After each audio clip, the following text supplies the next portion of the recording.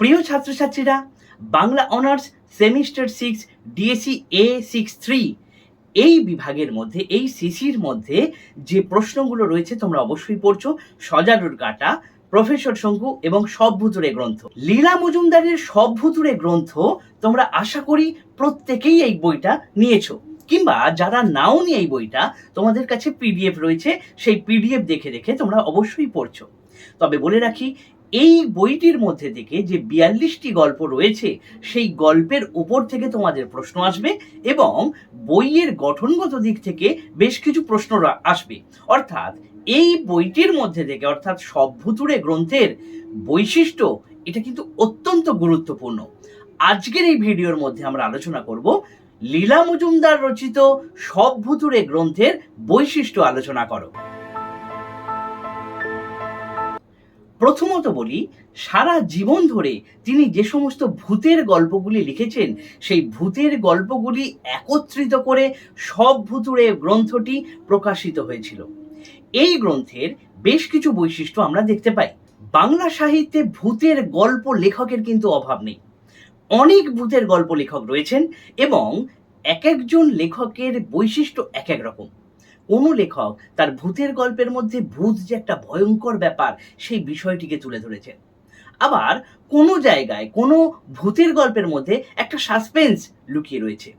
লীলা মজুমদারের ভূতের গল্পের মধ্যে কিন্তু ভূত মোটেই ভয় পাওয়ার বস্তু নয়। সব ভুতুড়ে গ্রন্থের এই যে গল্পগুলি রয়েছে, এই গল্পগুলির এক বিশেষ বৈশিষ্ট্য হলো এখানে একটা মজলিসি ধরন লক্ষ্য করা যাচ্ছে। ভূত এখানে অনিষ্টকারী নর কঙ্কালের মতো বিভৎস, কিংবা বড় বড় দাঁত বার করে, কুলোর মতো কান করে, চোখগুলো আগুনের ভাঁটা করে মানুষকে ভয় দেখাচ্ছে, তেমন বিষয় এই গ্রন্থের মধ্যে কিন্তু আমরা পাই না। এই গ্রন্থের মধ্যে ভূত কখনো হয়ে উঠেছে খুব বন্ধুত্বপূর্ণ, আবার কখনো এই ভূত মানুষকে সাহায্য করেছে, কখনো বা মানুষের থেকে উপকার নিয়েছে, কখনো বা খিদের গল্প বড় হয়ে উঠেছে। এই যে চারটি বিষয় বললাম, ভূত কখনো মানুষকে সাহায্য করেছে, ভূতের থেকে কখনো মানুষ সাহায্য নিয়েছে, ভূত কখনো বন্ধুত্বপূর্ণ পরিবেশ তৈরি করেছে, আবার ভূতের খিদের গল্প, অর্থাৎ সব ভুতুড়ে গ্রন্থের অনেক গল্পের মধ্যে থেকে খিদের বিষয়টা উঠে আসছে। এই চারটি বিষয়ের উপরেও কিন্তু একটা একটা করে পয়েন্ট হতে পারে। শিশুরাই কিন্তু এই ভূতের গল্পের পাঠক বা শ্রোতা হয়। শিশু মনস্তত্ত্বের দিকটাকে দেখতে গিয়ে উনি কিন্তু যাতে শিশু মনের উপর বা মানসিকতার উপর কোনো রকমের কুপ্রভাব পড়ে, সেদিকটা উনি দেখেছেন। অর্থাৎ এই সব ভুতুড়ে গ্রন্থ বা সব ভুতুড়ে গ্রন্থের যে সমস্ত গল্পগুলো রয়েছে, এগুলো যখন আমরা পাঠ করছি, তখন কিন্তু কেবলমাত্র একটা নির্মল আনন্দ আমাদের মধ্যে গ্রো করছে। আমরা কিন্তু কোনোভাবে এখান থেকে ভয় পেয়ে বা আমাদের মন মানসিকতার পরিবর্তন, আমরা একটা বীভৎস রূপ, সেটা কিন্তু ফুটে উঠতে দেখছি না। এই গ্রন্থের যে সমস্ত গল্পগুলো রয়েছে, তার মধ্যে বেশিরভাগ গল্পের পটভূমি হিসেবে ব্যবহার করা হয়েছে পোড়ো বাড়ি, গঙ্গার তীর। তাহলে এটা কিন্তু একটা গুরুত্বপূর্ণ বৈশিষ্ট্য এই গ্রন্থের, যে পটভূমি হিসেবে নয় গঙ্গার পাড়ের কোনো বাড়ি, আর নয় কোনো পরিত্যক্ত পুরনো বাড়ি, বিরাট বড় বাড়ি, এই ধরনের একটা জায়গা কিন্তু বেছে নেওয়া হয়েছে। এরপর দেখে নিই ভূতের থেকে মানুষ কিভাবে সাহায্য নিয়েছে। খাগায় নমো গল্পটা অবশ্যই পড়ে নেবে। এই খাগায় নমো গল্পের মধ্যে কিভাবে একটা খাগের কলম ভূতের থেকে আদায় করা হয়েছিল এবং সেই কলমের সাহায্যে কিভাবে তার অবস্থার উন্নতি ঘটেছিল, এই বিষয়ক আলোচনাটা কিন্তু এই পয়েন্টে। অর্থাৎ ভূতের থেকে মানুষ সাহায্য নিয়েছে। আবার পরের পয়েন্টে চলে যাও, মানুষের থেকে ভূত কিভাবে সাহায্য নিয়েছে সেটা বুঝতে গেলে তোমাকে দামু কাকার বিপত্তি এই গল্পটা পড়তে হবে। এই গল্পের মধ্যে ভূতেদের যে বিউটি কন্টেস্ট হচ্ছে, সেখানে দামু কাকা কিভাবে তাদেরকে সাহায্য করেছে এবং বিনিময়ে সেখান থেকে কি কি লাভ করেছে।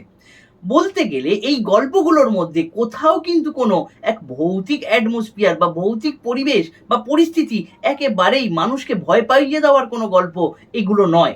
একেবারে নির্মল মনের পরিচয়, একেবারে শিশু কিশোর সাহিত্য হিসেবে, এই ভূতের গল্প হিসেবে এগুলো কিন্তু একদম আদর্শ গল্প হয়ে উঠেছে। লেখিকা কোনো গল্পের মধ্যে কিন্তু কোনো অশান্তির পরিবেশ দিয়ে এই গল্পটা কোনো গল্পই শেষ করেননি।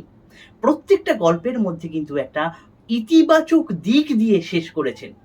তবে বলে রাখি, ভূতের অত্যাচার এই ব্যাপারটা কিন্তু এই গল্পের গ্রন্থের মধ্যে কোথাও দেখতে পাইনি। বরং দজ্জাল বউ গল্পের মধ্যে ভূতের উপরেই উপদ্রব করা হয়েছে। এই দজ্জাল বউ গল্পটা কিন্তু অবশ্যই তোমরা দেখে নেবে। তাহলে সব দিক থেকে বিচার করলে ভূতের ভৌতিকতা যে একটা মানুষের মনে ভয় উদ্রেক করে, সেটা সব ভুতুড়ে গ্রন্থের কোনো গল্প পড়েই আমরা বুঝতে পারি না। প্রত্যেকটি গল্প উপভোগযোগ্য এবং শিশু মনের মানসিকতা বা শিশু মনস্তত্ত্বকে চিহ্নিত করার জন্যই এই সমস্ত গল্পগুলো কিন্তু লেখা হয়েছে। আশা করছি তোমরা ব্যাপারটা বুঝতে পেরেছো।